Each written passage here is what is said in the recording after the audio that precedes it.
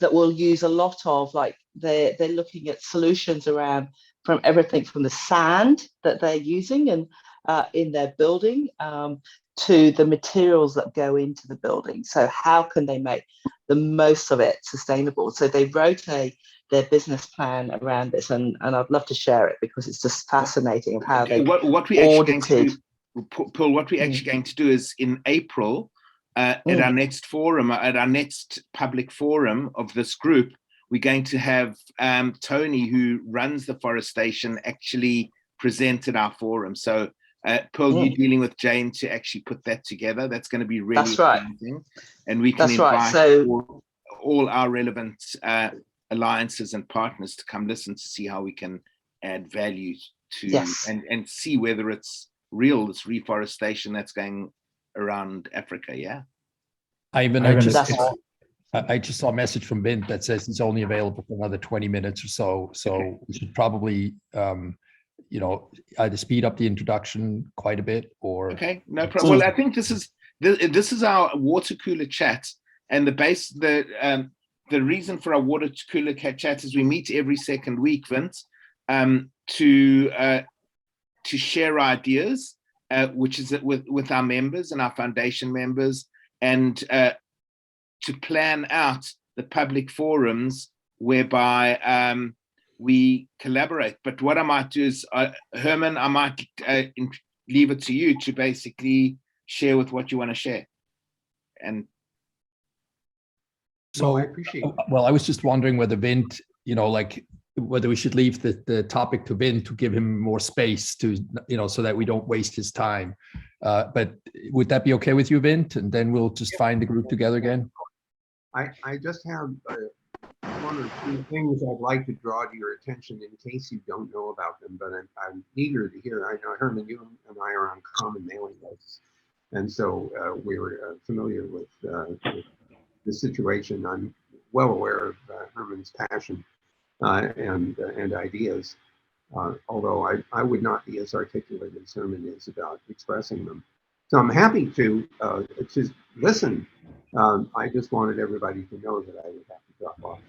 Which is fantastic. And Herman, Vint has agreed to actually speak at the Climate Forum in May, on the 3rd of May. And Jane and Vint's Chief of Staff will be talking to work out the subject and do the logistics. Right. So I think Vint's here to just hear what we're doing and how we're doing it and who's involved. Is that correct, Vint? Yes, that's fine. Okay, brilliant. And if you want to share, and everybody has the opportunity to chip in, it's pretty much a way for people around the world to get to know, like, and trust one another and see each other face to face.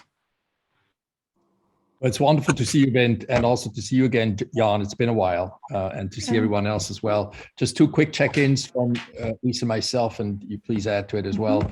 One is, as you know, we started the year 2022 with a kind of sweepstakes where we offered companies to join us to do a climate action effort in their companies. And a company from Switzerland won. It's a retailer that is across 5 different countries. Really exciting project. And we're going to do climate action blueprints with all the other people who entered the sweepstakes as well. So it's really fun to do, and we're going to see. I'll tell more. We'll tell you more about it as we go forward. But it's an idea generation platform that they're installing, and hundreds of people can participate, just to kind of get the topic away from simply making pledges to actually activating the people of a company to start to think about possible innovations, things that they could do. One thing is that the way it's structured is that the winner gets a series of 4 workshops. So really looking at some first information on climate strategy. We have a dog barking out there. Looking at climate strategy in terms of where's the world going, what are the signals, how big a crisis it is, but what are some emerging opportunities that give us this thin thread of hope. And then really helping them develop their own blueprints for it, the strategies, what organizationally, who they need to connect with, and then the part that Herman described with this online platform with IdeaScale is a whole a platform where they might have a couple hundred to 1,000 people I think somebody has background noise on because it's not us. And so, yeah, so it's just kind of this program that's interesting, and then we're hoping to take to other kinds of groups. We'll let you as know well. all about it. So we'll- Okay, so Herman, if we can take what I might do is spend time with you today, and let's work out a program where we can actually present what you have, and maybe even in the next ASAP to corporate Australia, so you can actually share what you're doing and get people engaged. It's cool. So let's do that. And it's about climate action. It's about really getting it, but then it's about the blueprint is to help people step in and actually take action and to kind of see the urgency for how we need that action to be happening as soon as possible. When we start out with some of the tipping points, and you just see things that it terrifies us to read the things that we're presenting each time. Yeah, we're all on the same page, Lise. Like we are so the the choir. action So that we how do we need- actually talk to the non-choirs? The whole thing. Exactly. Isn't it? And that's the idea behind this That's process. great. I think The other it's one great. is that just one more quick check-in is that we were invited to contribute a chapter to a book in France at the University of Lille. The book is on foresight, and the chapter we wrote is on foresight shock. So we specifically are talking to what does a leader do when you look forward and what you see is shocking, and how do you accommodate that rather than looking back to step in, and what does that require of you as a leader to Wow. really So which I just want to sort of acknowledge the war in Ukraine and Russia, and maybe we won't even have time to worry about climate change with a potential nuclear disaster. What do you think of that, Vince? Well, we have an opportunity to prove the theories of nuclear winter if we're not careful. I hope that somehow or other the responses to this aggression will somehow have the desired effect, which is to get the Russians to back off. But it's anybody's guess how this is going to end up. There are a number of different scenarios. I don't think that it will lead to a nuclear exchange. I think that that's so horrendous that I think those who might be ordered to initiate such an exchange would refuse to do it. At least I hope that's the case. Yeah. So despite the fact that the Russian forces are claimed to be on high alert, nuclear forces are on high alert. So that my answer is I hope that we find a peaceful way to resolve the problem, but I think it's going to be very hard. Yeah. And what I might do is just go to Jan, who's also one of our very founding members of this forum. And it's quite interesting that Jan, Herman, and myself and Lisa were all founding members of I4J. And I think we all met at your Google offices in Washington, which was lots of fun. Right. Yeah, I wasn't there. Oh, you weren't there, yeah. Okay, so Jan, share with us. No, Vint, you had your hands up. Vint had his finger up in the air. Sorry, who? I just wanted to mention something about I4J. We have moved I4J into the people-centered internet operation as of a week or so ago. So Meilin Fung is picking up I4J as an activity of the people-centered internet, just so you know. It's in good hands. Interesting. Okay, great. Interesting. She's great, Meilin Fung. So Jan, yeah. So I've been absent for a bit. I mean, on the personal front, despite all of everybody's precautions, one of our kids brought home COVID for Christmas. So the first half of January was was just decimated, and we've been playing catch up ever since. But our technology, Vint, is really focused on behavioral job matching technology that was originally designed to help employers find people who are going to be the right fit for the reality waiting for them in their organization. And with accidental foresight, just about a year before COVID hit, 6 months before COVID hit, we launched a platform which actually applies the technology in the opposite direction and can be used very effectively to screen people's behavioral patterns, project them into occupational libraries, and guide them to occupations that are going to be more future friendly and that they're well suited to. before we start training them for those occupations. So natural applications in the workforce development space, and that's really where we started conversations before the pandemic. But it's also led to some really interesting applications around workforce reskilling initiatives on a much broader scale. So we've got some of those conversations taking place right now with Dallas College in Texas. They've got a massive USDOL grant to move people into new career streams. And through our network, actually through Gary Bowles, we're kicking off a pilot next week with a group of people in Portugal, introduced into them by Marco Dondi, who some of you may know from McKinsey in Geneva. And they've got a mandate. Once we get through the pilot stages, the objective is to reskill 10 million people across Europe into more future-friendly occupations. So it's going to be a really interesting project for us to engage in. And of course, with all the disruption that we're going to see with not only the war, but climate change and everything else that's happening around us, I can see the need only getting more acute. Great. Awesome. And climate, when you've been focused on your business, Jan, and climate's been taking care of itself. Thank you. Excellent. David Michaelis. Well, I've just been not through bad weather, but through a water bomb, which happened here in the Northern Rivers, south of Brisbane. Quite a few people have been killed and hundreds of homes have been swept away. And the headline this morning is, "Don't rebuild your houses, move away." So basically what we're dealing with is not anymore prevention, but some form of mitigation and some form of adjustment to climate change that is happening, not preventable, but is happening. So if you see 2 days, in 2 days, rain that was supposed to be a whole year's rain, you understand what climate change is about on a more personal level. Yeah. And it's very interesting to see how if people who were doubters, who went through such an event, are still doubting it.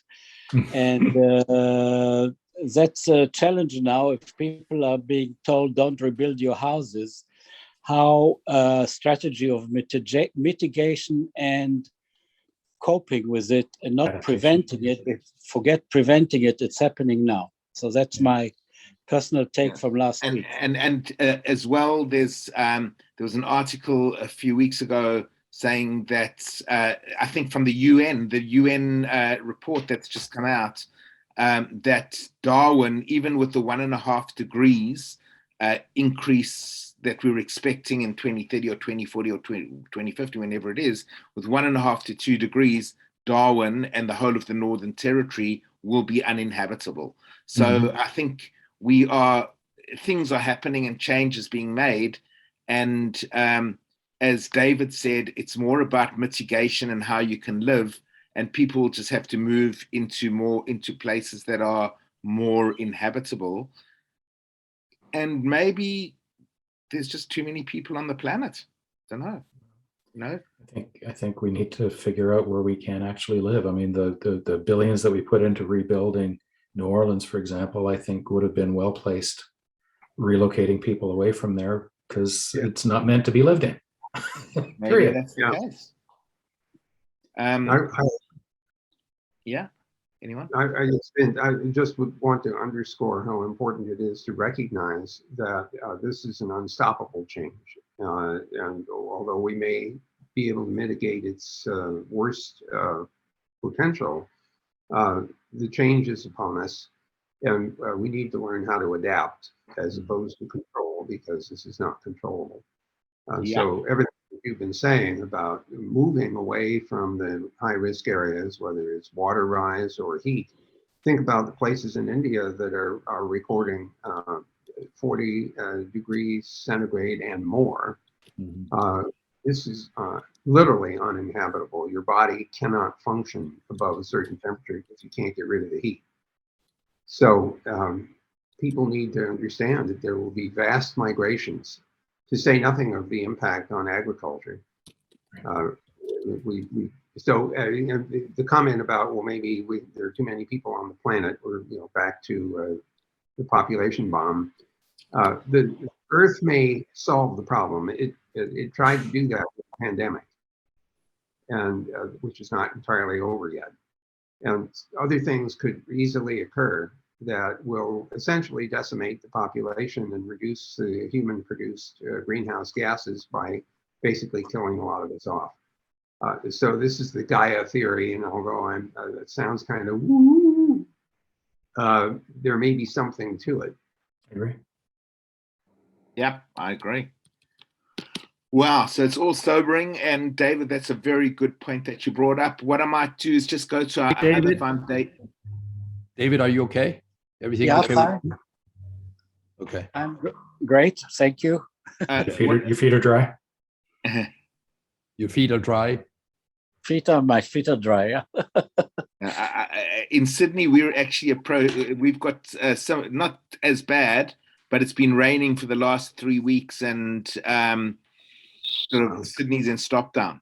Like, very, it's crazy. It's I've never seen such rain happening on such a continual basis. I don't think ever. Well, and we had the same thing on the west coast of Canada. I mean, water bombs for weeks, and total flooding in the interior. And the worst thing that's happened is I haven't played golf for 2 weeks. I'm starting to shake. That's human nature, right? That's why God gave us simulators. Oh my gosh. Right. There's digital twins and virtual worlds, and That's right. I want to then Avatar can play. go to our other foundation members, who are our other Australians, Lucille and Brandon, and Brendan Lindstrom. And Brendan will be helping me sort of taking over the emceeing of this and running of this forum, because he will be a lot better than I am. But Lucille, share with us a few wins.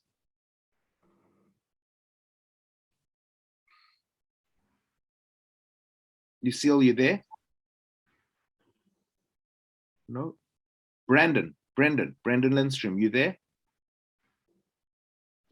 Yes, I'm here, Ivan. You had me on mute. Sorry. No worries, okay. Lucille. They'll go Brendan and then Lucille. Brendan. No, Lucille, you go. You're good.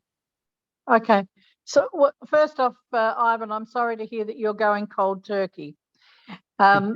Secondly, we've had some good hits with BSmart, which is the non-kiln fired brick and paver manufacturing early stage company. We've been doing some work with the University of South Australia and Monash University, and we're getting some really good runs on the board, in particular with regard to using water treatment sludge and other waste materials from mining that take the place of cement.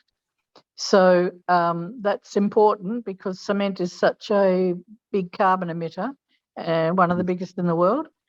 And we've also managed to get a small commercial project with SA Water, where we will be laying some pavers and bricks using the waste treatment sludge. So what you've got is like sort of 40-foot container that you put sludge through at the source of where the ash is or the sludge is, and it turns into bricks and good stuff. Yes, the BSmart machine fits in a 40-foot container, so it can go wherever the mess is, and you put that through, plus some sand, plus whatever, and non-kiln fired bricks come out the other end. So you're not using energy in order to make those bricks, or not using as much energy in order to make those bricks as if they were kiln fired, but also you're cleaning up mess. And the other technology that you guys have incubated is Spinergy. Yes, Spinergy is a micro hydro energy within pipes. So anything that's flowing through a pipe, water, oil, gas, can generate electricity for um, managing the pipeline, sending out warnings, and so on. So, for example, if I've got a pipe and water's going through it, there's like an in propeller that goes around, and that creates energy that enables the coils on the outer side of the pipe to create electricity. So it's like a natural form of creating energy. Correct. Love it. And the water and the oil and the gas has to flow through the pipes as the primary function. So as a secondary function, you get to generate electricity, and the design is such that it doesn't take energy from the pipes. That's great. And what I might do is just put, Brendan, you're involved in that as well.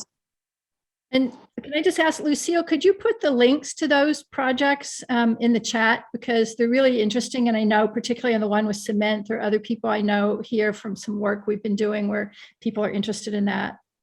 Sure.